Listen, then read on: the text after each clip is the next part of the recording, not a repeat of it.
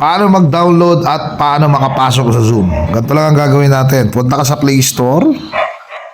Yan, i-click mo and then search. Click mo sa baba. At i-type mo lang yung Zoom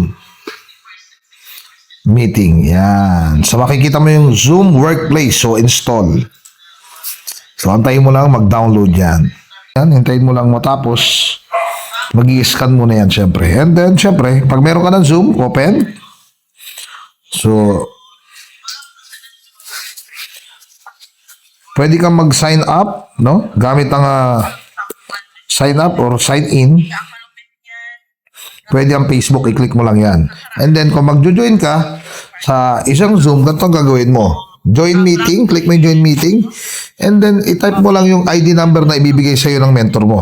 Tulad na itong papasokan ko, 915-9621, yan yung account number, no?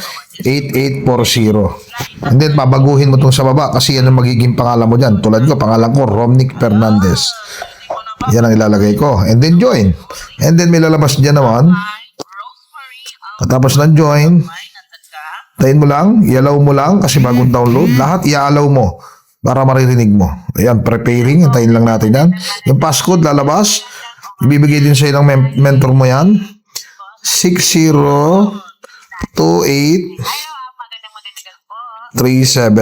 So, okay. And then, while using, click mo yan. Got it. While using. And then, yan. Nandiyan yung camera. Join. Dito makakapasok ka na. Okay, allow mo lang. Allow. And then, makikita mo na, nagtitraining na sila. Yan lang yon.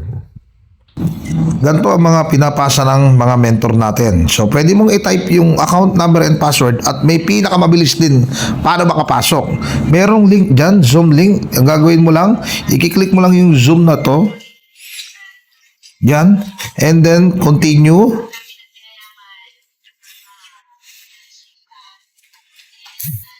And then, type your name. Romnick Fernandez.